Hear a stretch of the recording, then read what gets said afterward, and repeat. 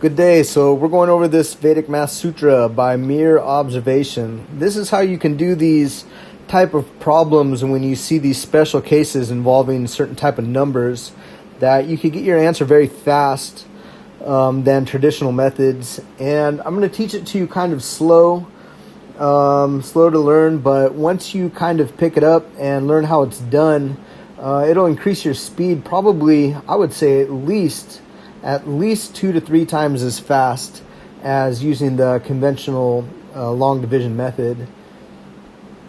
All right, so how we go about doing this is very kind of unique. What we're doing is we're going to say that 2.5, we're going to say that equals 10 over 4. Okay, if I take 10, I would divide it by 4, I get 2.5. Okay, so what I'm going to do is I'm going to go ahead and replace this 2.5 with 10 over 4. Okay, now you know that whenever you're dividing by a fraction, that you're multiplying it by its reciprocal. Okay, you're multiplying it by its reciprocal. This is a basic rule of math, that whenever you're dividing by a fraction, you're going to multiply by its reciprocal. Okay, so we could rewrite this, if you want, simply as this times its reciprocal. So here's its reciprocal. Okay, that's simply moving these back and forth over the your vinculum bar here. Okay, this is your reciprocal, 4 over 10. Okay, now what I want to do is, I have this number here. I want to take it, I want to double it twice and then divide it by 10. So it's going to look something like this. I want to double it twice, okay, and then I want, at the very end, I want to divide it by 10. Okay, here's that divide by 10. We're going to do that step last, but first we're just going to double it. See the 4? 4, that's 2 times 2. We're going to double it twice. And here's how we go about doing this. Okay, we look at our number 5. 5 doubled gives us 10. Okay, first number on the line, we're just going to write out whatever the double of it is. But before we actually write down the number, what we need to do, okay, is we need to look over at the next digit over, this 6.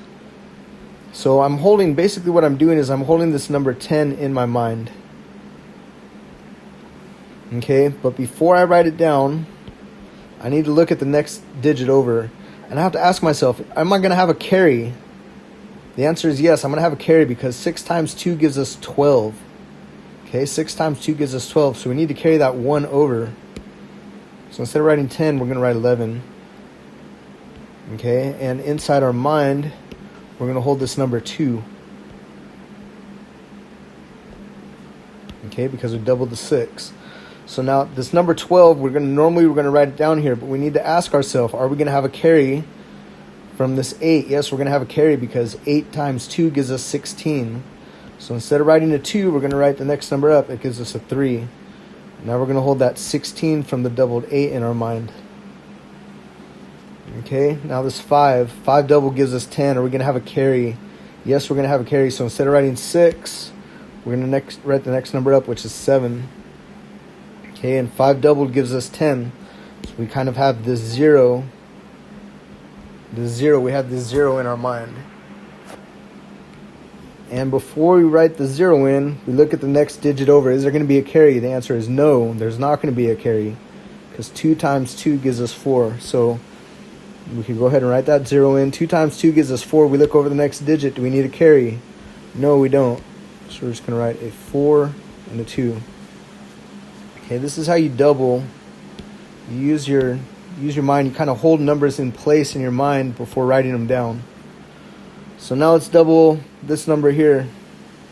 Okay, starting from the left. 1 doubled, 2. We see we don't need to carry from the next digit over. So now we double this one. Okay, we're going to hold the number in our mind too. Do we need to carry? No, we don't. So we could go ahead and write it down. Okay, 3 doubled, it gives us 6. Do I need to carry 1 over? Yes, I do, because 7 doubled is 14. So instead of 6, I'm going to write the next number up. That's going to be 7. Okay, and I'm holding that number 4 from the 14 in my mind.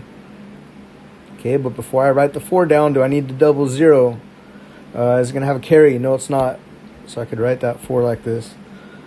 Okay, 0. 0 doubled is 0. Do I have a carry from the next digit over? No, I don't.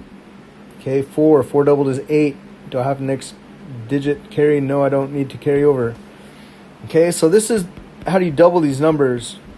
Okay, you kind of go along. You hold numbers in your mind before you write them down, going from left to right. So this is what we got. This is the number that we got here. Okay, when we doubled it twice. So now all we need to do is divide it by 10. That's very simple. All you're going to do is take this decimal and move it in one number. So we get our answer.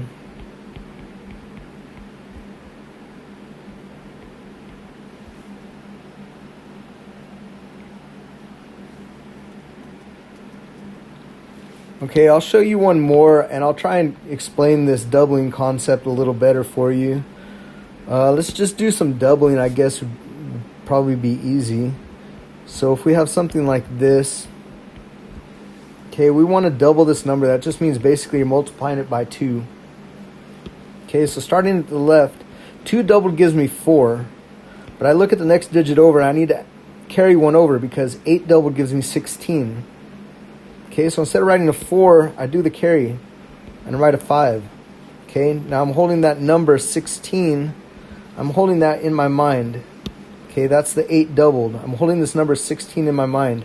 But before I write down the 6, I look at the next digit over. Do I need to carry 1 over when I double this number? The answer is yes, I need to carry 1 over because 5 doubled is 10. So I add that extra 1 to the 6. I'm going to write 7. I'm going to just basically write the next number up. And now I'm holding in my mind 0 from the doubled 5. Okay, now I could write that number 0, but before I do, I look at the next digit over. Do I need to carry? No. So I could write 0. Okay, 1 doubled gives me 2.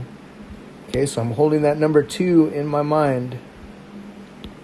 But I ask myself, do I need to carry anything over before I write it down? No, I don't need to carry anything over. So I could write it in as 2. Okay, 0 doubled gives me 0. So I just think this number 0 in my mind. But before I write it down, I look at the next number. Do I need to carry 1 over? If I double 8, do I need to carry 1 over? Yes, I do. Because 8 doubled gives me 16. Okay. So I could write a 1 and then there. So basically what you're doing here, you see, is that when you're doubling a number, instead of going from right to left and then just writing everything in, you could do it mentally when you go from left to right. Okay, when you do your math going from left to right, okay, what they don't teach you is this enables you to hold numbers inside your mind as you're going along. Okay, it's more efficient. It's using your mind when you're doing math, so you're not so dependent on a calculator. I'd really like to teach everybody these tricks. If you like these type of videos, hit the like button, leave a comment. I'm doing tutoring one-on-one, online tutoring one-on-one, so leave a comment down below. I'd be more than happy to take you on as a student. And if you like these type of videos, just subscribe to my channel for more. Okay, thanks.